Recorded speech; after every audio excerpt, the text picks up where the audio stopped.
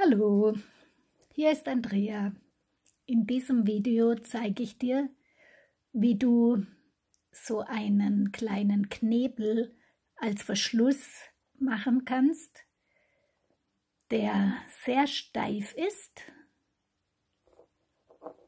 und doch zart.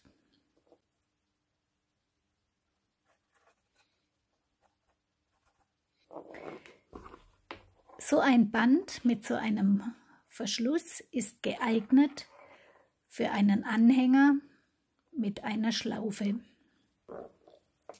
Wir beginnen mit dem Knebel und machen danach das Band.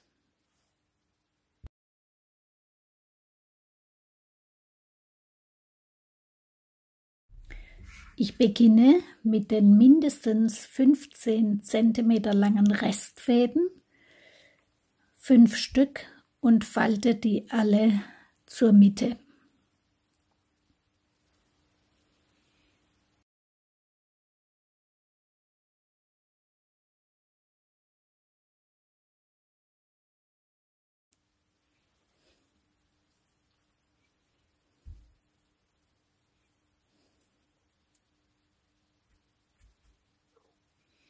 So, jetzt spanne ich die 1 cm unterhalb der Mitte ein und knote darauf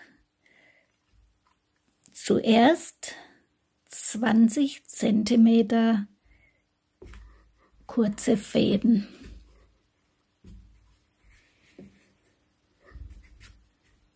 Der 5. Faden wird erst noch weggelegt.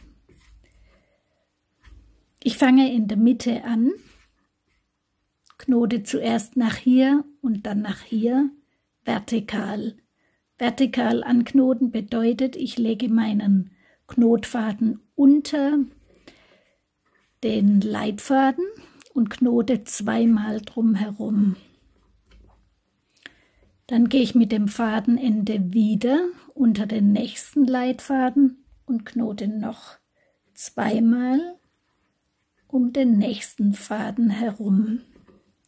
Das gleiche mache ich nach der anderen Seite. Ich gehe unten drunter durch, lege eine Schlinge, gehe in die Schlinge rein und ziehe hoch. Nochmal eine Schlinge und hochziehen. Ich gehe wieder unten drunter durch. Jetzt zeige ich dir mal einen Anfängerfehler, was dann passiert. Ich lege eine Schlinge, ziehe und halte diesen Leitfaden nicht straff. Du siehst gleich, was passiert. Die falsche Farbe ist oben. Das kannst du leicht korrigieren, indem du einfach am Leitfaden wieder ziehst. Nochmal eine Schlinge legen und hoch. Erste Reihe ist fertig. Nächster 20 cm Faden genauso drunter knoten.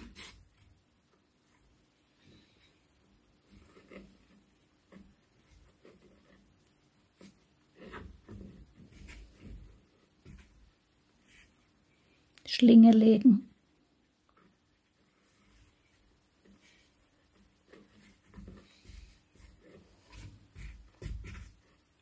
Das gleiche zur anderen Seite.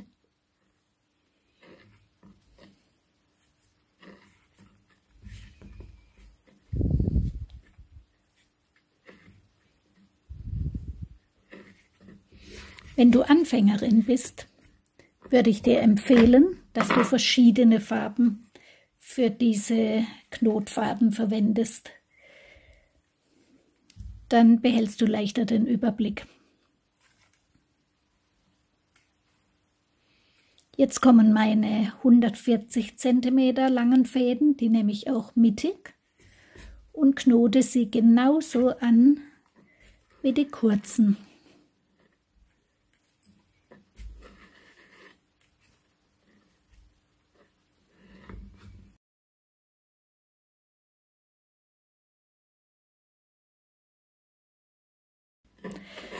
Das sind meine Fäden, die nachher das Band flechten. Oder du kannst auch zwirnen.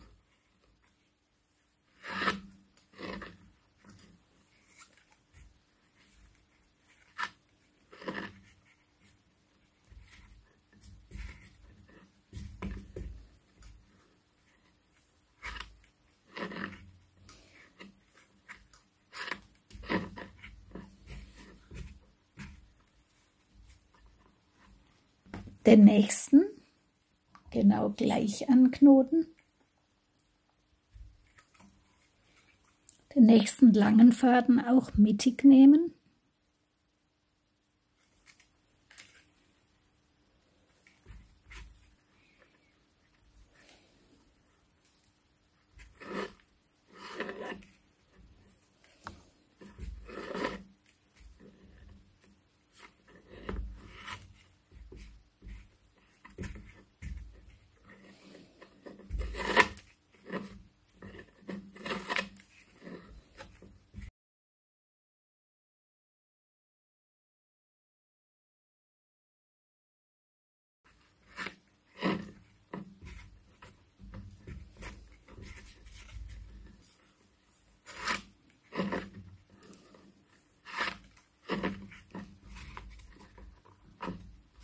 Und jetzt kommen noch die beiden hellgrünen unten drunter.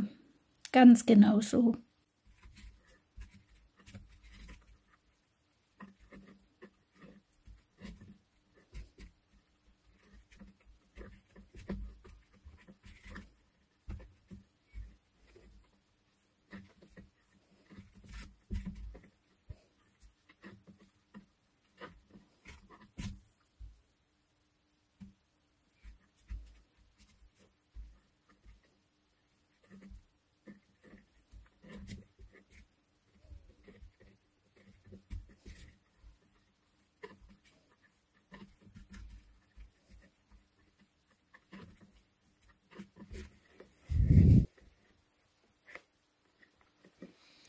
So, jetzt hole ich diesen 5.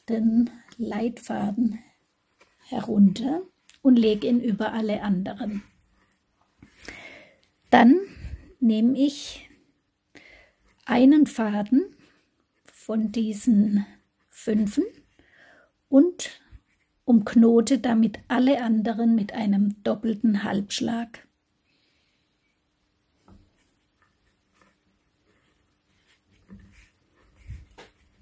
Einmal, ruhig ganz fest zusammenziehen, zweimal. Ich nehme wieder einen, am besten von unten und knote den um alle anderen. Also ich hole den von unten, lege eine Schlinge, gehe in die Schlinge hinein und ziehe fest. Nochmal eine Schlinge, in die Schlinge hinein und festziehen um alle anderen. Jetzt mache ich das gleiche nochmal.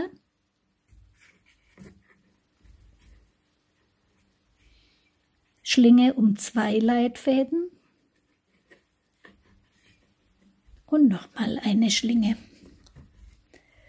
Mit den anderen restlichen beiden Leitfäden mache ich jetzt einen einfachen Knoten, um diese Enden zu sichern. Denn bei einem Verschluss geht ja ständig dieser Zipfel durch die Schlinge durch und ist sehr strapaziert. Und deswegen mache ich da sicherheitshalber einen einfachen Knoten. Jetzt mache ich das Teil los, drehe es um 90 Grad herum und suche diesen Leitfaden, den ich vorhin oben mit eingeklemmt habe. Ich falte mein Teilchen zur Mitte, sodass alle Fäden nach unten zeigen.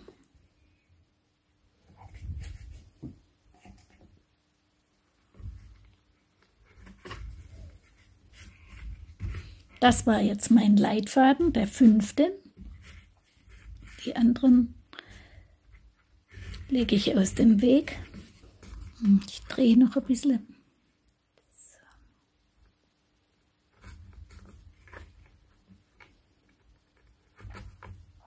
Ich nehme meinen Leitfaden und lege den oben drüber, knote den ersten Faden, der aus der oberen Reihe herauskommt, mit einem halben Schlag an. Ich mache einen Swimmingpool, gehe rein, ziehe fest.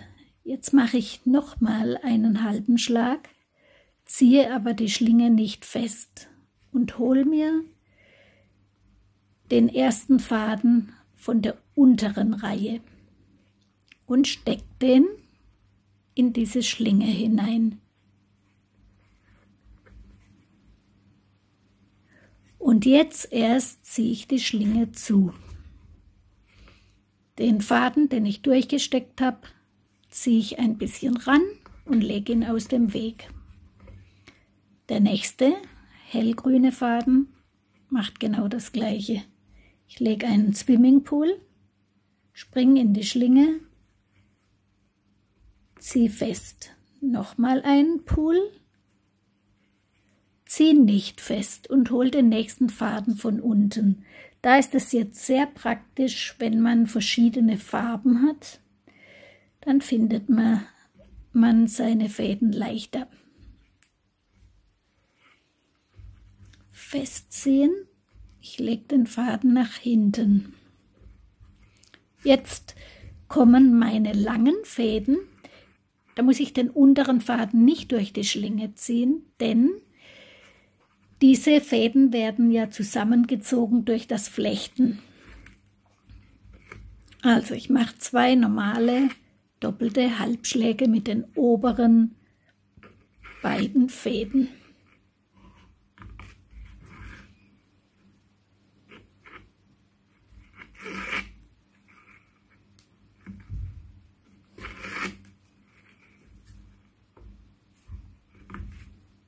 Jetzt kommt der nächste hellgrüne.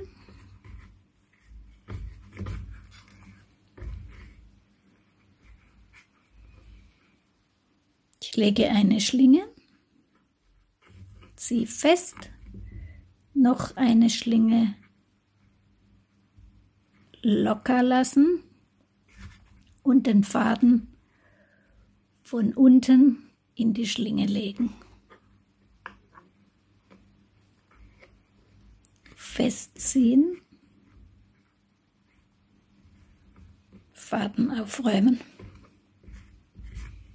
Letzter Faden, Schlinge, eine lockere Schlinge, den Faden von unten hineinlegen,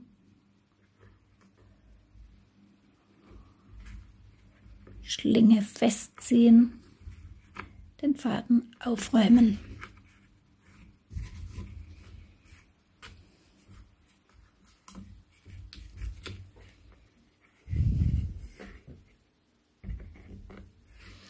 So, ich ziehe jetzt ein bisschen, aber nicht viel.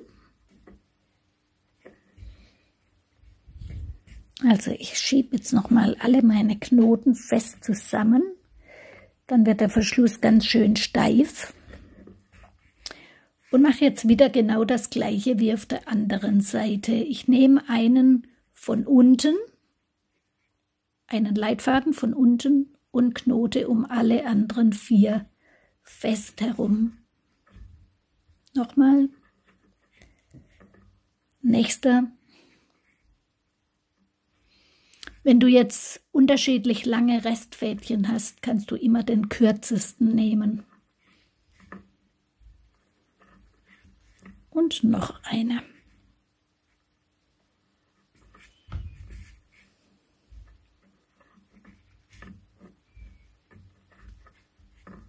Und ein einfacher Knoten mit allen. Dicht dran.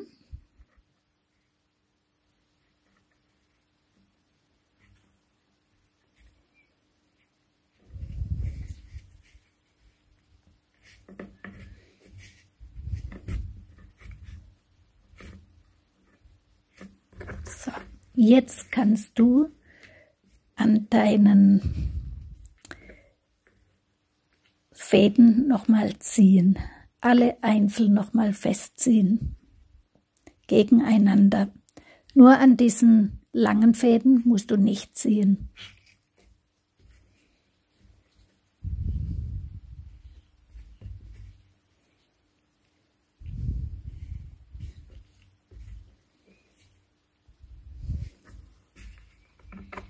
Losschnallen. Jetzt nehme ich all die kurzen Fädchen und schnall die oben rein.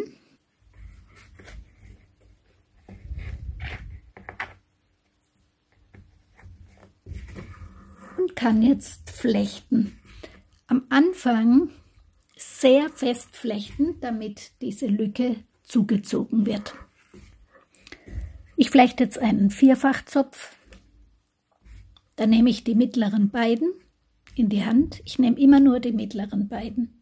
Gehe mit der rechten Hand unten drunter durch und hole den Faden, der links liegt, und lege ihn in die Mitte.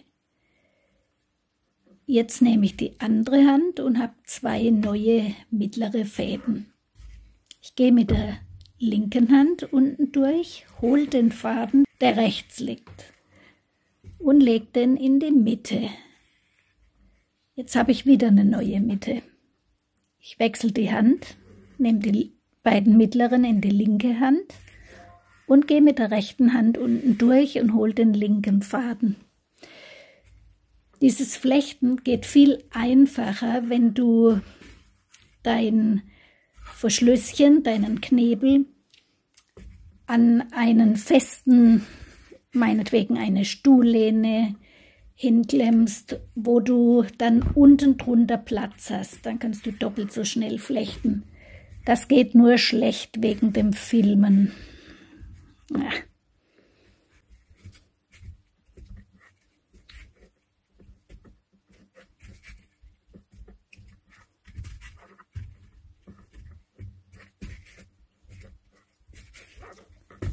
So flechtest du deinen Zopf bis ganz runter.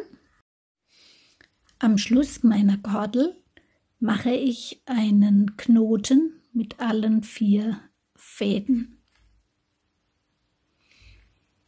Ganz ans Ende meines Zopfs.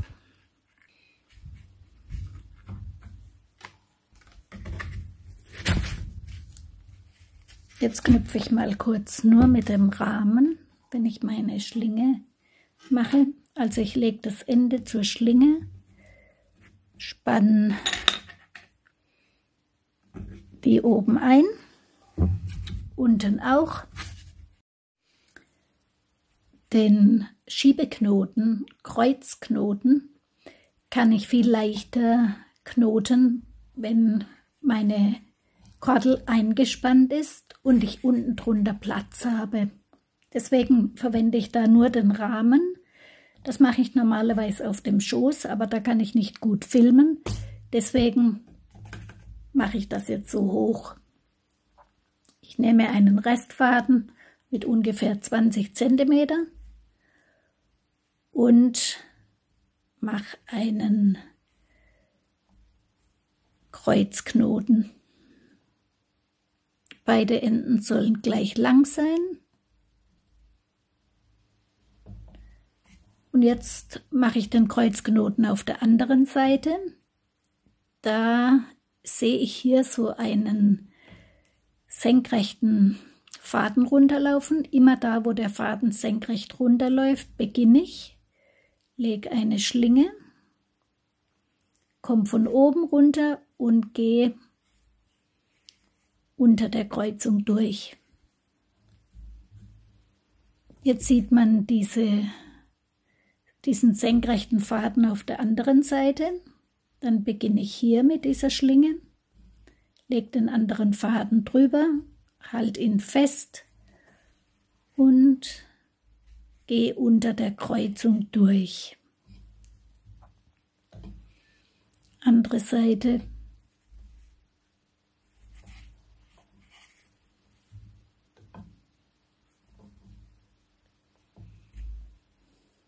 Ich habe schon festgestellt, dass dieser Kreuzknoten sich auf einem Vierfachzopf besser hin und her schieben lässt wie auf einer gezwirnten Kordel.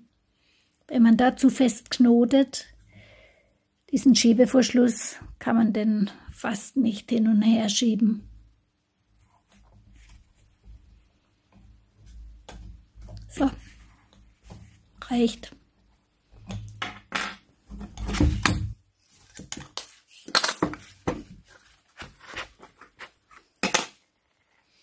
Jetzt schneide ich alle Restfäden ab und verschmore sie.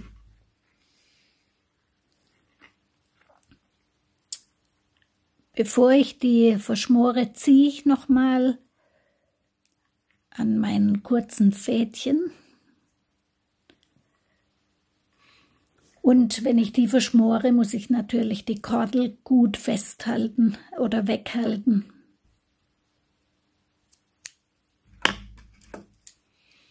Und ich muss so die Schmorstellen ein bisschen nach innen drücken.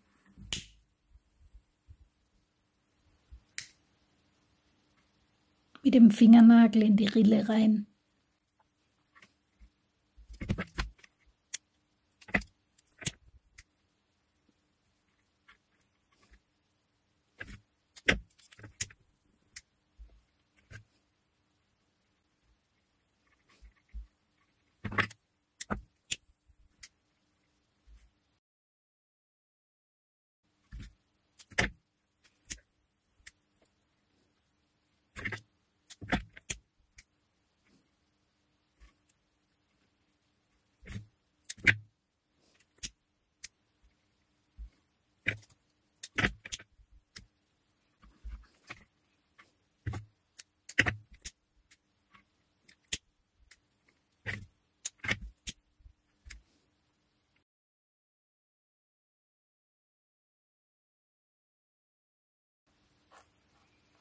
Jetzt hast du einen sehr stabilen Verschluss,